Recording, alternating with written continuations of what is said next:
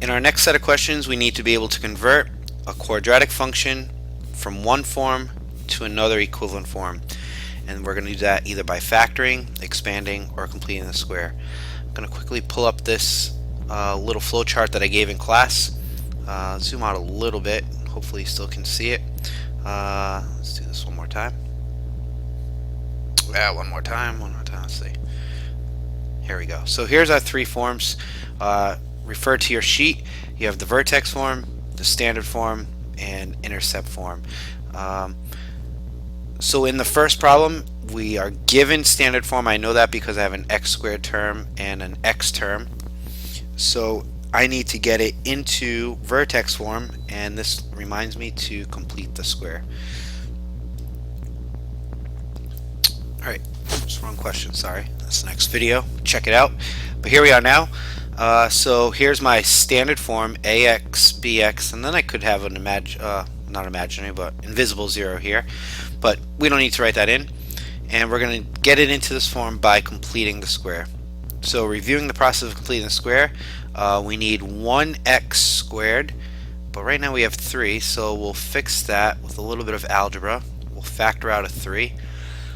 And if I factor out a 3 for my first term, it's like dividing by 3. This becomes x squared. And in my second term, this would be minus 3x. Alright, using some geometry or a geometrical approach to completing the square, we keep our 3 out here, open a big group, and literally complete a square. My favorite thing to do in Algebra 2. So build a square and give it 4 regions. In our first upper corner region, we'll call this x squared. This is a square, so it has dimensions x by x. And then we need to take this negative 3x term and split it evenly. So that means divide it by 2 between these two areas. Negative 3 halves x, negative 3 divided by 2. There. Alright. So now I need to determine this dimension. So this is, if we think of this as rows and columns, this is row x. Well, what column value multiplied by x gives us negative 3 halves x? Well, I think negative 3 halves does the trick. Let's see, column, row, negative 3 halves times x. Yes, does give me negative 3 halves x. Great. And similarly, think of this as an unknown row.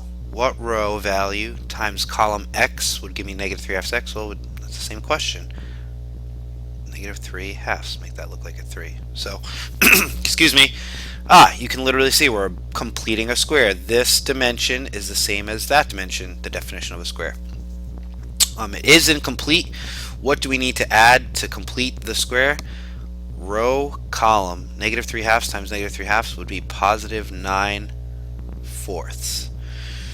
Alright, so we need to add 9 fourths. Remember that we didn't add it just once. We added it 3 times. So to keep it balanced, we will subtract 9 fourths, a total of 3 times.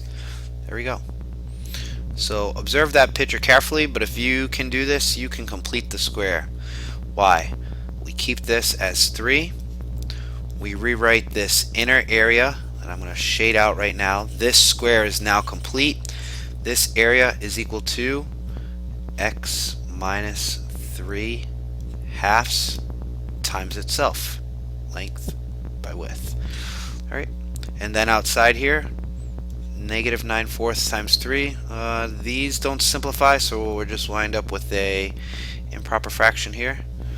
Negative 27 fourths. I think we have it. I know we have it.